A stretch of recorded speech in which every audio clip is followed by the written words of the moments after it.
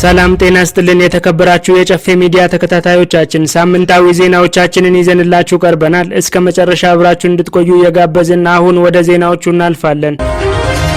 የምስራቅ ሸዋ ዞን አርሶ አደሮች ለአትክልትና ፍራፍሬ ልማት ትኩረት በመስጠት ምርታማነታቸውን በማሳደግ የኢኮኖሚ ተጠቃሚነታቸውን እያሳደጉ መሆኑን የዞኑ ግብርናና ተፈጥሮ ሀብት ጽሕፈት ቤት ገለጸ። በዞኑ ግብርናና ተፈጥሮ ሀብት ጽሕፈት ቤት የፍራፍሬና ቅመማ ቅመም ልማት ቡድን መሪ አቶ ከፍያለው ለማ አርሶ አደሩ ከሰብል ምርት ባሻገር አትክልትና ፍራፍሬን በማልማት ገቢውን በማሳደግ የኢኮኖሚ ተጠቃሚ መሆኑን ገልጸዋል። ከ10 ሺህ በላይ የዞኑ አርሶ አደሮችም በአትክልትና ፍራፍሬ ምርት ላይ በመሰማራት በአመት 400 ሺህ ብር በላይ ገቢ በግለሰብ ደረጃ እያገኙ መሆኑን ተናግረዋል። በዞኑ በዚህ አመት 5000 ሄክታር በላይ መሬት በ11 አይነት የአትክልትና ፍራፍሬ አይነቶች መሸፈኑንና በአመት ከ1.5 ሚሊዮን ኩንታል በላይ ምርት እንደሚሰበሰብም ጠቁመዋል። ባለፉት 4 አመታት በዞኑ በአትክልትና ፍራፍሬ ልማት ከ13000 በላይ ለሚሆኑ ወጣቶች የስራ ዕድል መፍጠር መቻሉንም ገልጸዋል። በዞኑ ያለው ለም መሬትና የውሃ ሀብት እንዲሁም ለማዕከላዊ ገበያ ቅርብ መሆኑ በአትክልትና ፍራፍሬ ረገድ በርካታ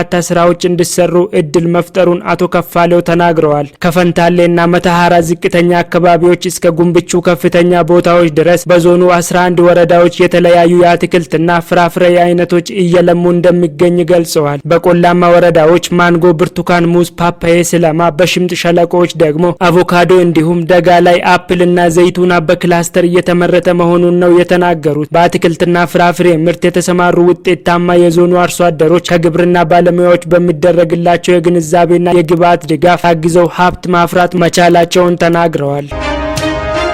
ከልዩነት ይልቅ አንድ የሚያደርጉን መሰረቶች የበለጠ እንዲጎለብቱ የሃይማኖት ተቋማት በትኩረት በመስራት የላቀ ሚናቸውን ሊወጡ ይገባል ሲሉ የአዲስ አበባ ከተማ አስተዳደር ካንቲባ አዳነች አቤቤ ተናገሩ። የአብይና የረመዳን አጽዋማት ምክንያት በማድረግ የተዘጋጀው የጋራ የጸሎትና አፍጥር መርሃ ግብር በአድዋ ድል መታሰቢያ ተካሂዷል። በመርሃ ግብሩ ላይ የሃይማኖት አባቶች፣ የመንግስት የስራ ኃላፊዎች፣ የተለያዩ እምነት ተከታዮችን ጨምሮ ጥሪ የተደረገላቸው እንግዶች ተገኝተዋል። በመርሃ ግብሩ ላይ ለሀገር ሰላም እና አንድነት ጸሎት ተደርጓል። የአዲስ አበባ ከተማ አስተዳደር ካንቲባ ክብርት ወይዘሮ አዳነች አቤቤ በዚሁ ጊዜ እንዳሉት መርሃ ግብሩ ፍቅርን፣ አንድነትና አብሮነትን የበለጠ ለማጠናከር ታልሞ የተዘጋጀ ነው ብለዋል። ከሚለያዩን ይልቅ አንድ የሚያደርጉን መሰረቶች ይበዛሉ ያሉት ካንቲባ አዳነች አቤቤ እነዚህን መሰረቶች ይበልጥ ማስፋትና ማጎልበት ይገባል ብለዋል። ቤተ እምነቶች ስለ ሰላምና ፍቅር በመስበክ ሚናቸውን ሲወጡ መቆየታቸውን ጠቅሰው አሁንም አንድ የሚያደርጉ መሰረቶችን ለማጠናከር የድርሻቸውን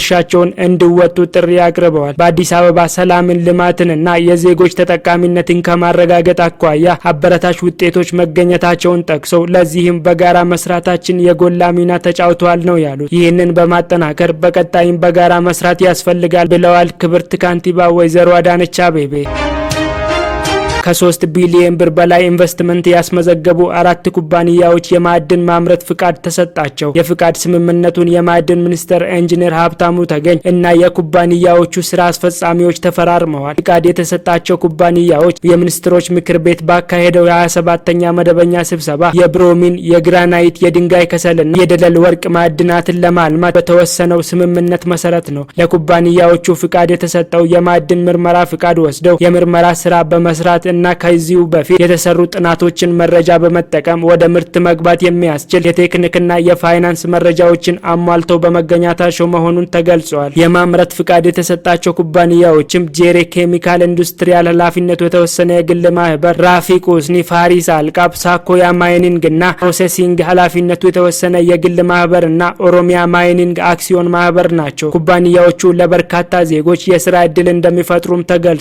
መንግስት ለማዕድን ዘርፉ በሰጠው ትኩረት መሰረት የባለ ሀብቶችን የማልማት ጥያቄ ተቀብሎ ተገቢውን ምላሽ እየሰጠ መሆኑን ተጠቁመዋል። በመሆኑም ኩባንያዎቹ ወደ ስራ እንዲገቡና በሀገር ኢኮኖሚ ላይ የበኩላቸውን ድርሻ እንዲወጡ ሁሉም ባለድርሻ አካላት ድጋፍ እንዲያደርጉ ማዕድን ሚኒስቴር ማሳሰቡን ከሚኒስትሩ የተገኘው መረጃ ያመላክታል።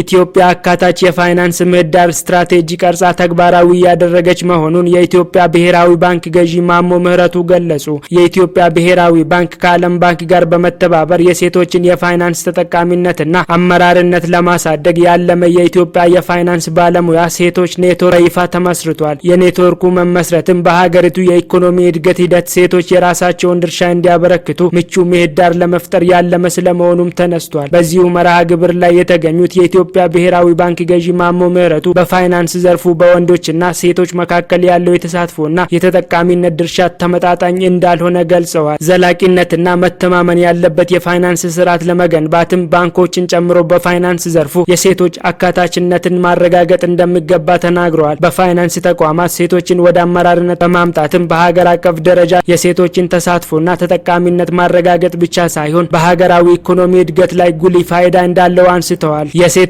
አካታችነት ክፍተት ለማጥበብ ከፈረንጆቹ 2021 ጀምሮ ገቢራዊ ማድረግ የጀመረ የፋይናንስ አካታችነት ስትራቴጂ መቅረጹን ተናግረዋል። የሴቶች የፋይናንስ አካታችነትን ከግብ ለማድረስ የኔትወርኩ መመስረት ትልቁ አስቻይ አደረጃጀት እንደሆነ አብራርተዋል። በኢትዮጵያ የዓለም ባንክ ተወካይ ዱዩና ፔትረስኩ ኢትዮጵያ በፋይናንስ ዘርፍ የወሰደቻቸውን ፖሊሲ መር ማሻሻያዎች አድንቀዋል። ለአብነትም ባንኮችን ለግል ዘርፍ ክፍት የማድረግ የባንኮች ተቀማጭ ፈንድ ማቋቋምና አካታች የፋይናንስ ስርዓት ለመዘርጋት ብሔራዊ ባንክ ያደረጋቸውን ጥረቶች ጠቅሰዋል። በሁሉም መስክ ያሉ ምርታዎች በቂ ባለመሆናቸው የጾታ እኩልነትና ተጠቃሚነትን ማረጋገጥ ግድ ይላል ብለዋል። በዚህም ክፍተት የሚስተዋልበትን የሴቶች የአመራርነትና አገልግሎት የማግኘት ምጣኔ ለመቅረፍ እርምጃዎች መጠናከር እንዳለባቸው ገልጸዋል። የዓለም ባንክ የሴቶች አካታች የፋይናንስ ስርዓት ተግባራዊ እንዲሆን እና ሴቶች በአመራርነትና በፈጠራ ተጠቃሚነታቸው እንዲረጋገጥ አስፈላጊውን ድጋፍ እንደሚያደርግ ነው የተናገሩት። ባንኮችን ጨምሮ በሁሉም የፋይናንስ ዘርፎች ያሉ ሴቶች አደረጃጀታቸውን በማጠናከር በፋይናንስ ምህዳሩ የሴቶች ተሳትፎ በተጨባጭ ለውጥ እንዲያመጣ የድርሻቸውን ሊወጡ ይገባል ብለዋል። የኔትወርኩ ቦርድ ሊቀመንበር ሆነው የተመረጡት የዘምዘም ባንክ ዋና ስራ አስፈጻሚ ወይዘሮ መሊካ በድሪ በፋይናንስ ተቋማት የሴቶች አመራርነት ተሳትፎ ከ12 በመቶ ብቻ መሆኑን ገልጸዋል። በመሆኑም የሴቶች የአመራርነትና የፋይናንስ አካታችነት ለማጠናከር ፖሊሲ አቀፍ በሆነ ተግባራዊ እርምጃ ያስፈልጋል ብለዋል። በዚህ ረገድ የፋይናንስ ተቋማት ቁርጠኝነት ሊኖራቸው እንደሚገባ ገልጸው ከፍተኛ ኃላፊነት ላይ የሚገኙ ሴቶችን በቦርድ አባልነት ያቀፈው ኔትወርኩ በሁሉ አቀፍ ሴቶች አካታችነት የራሱን ሚና ይወጣል ሲሉ ገልጸዋል።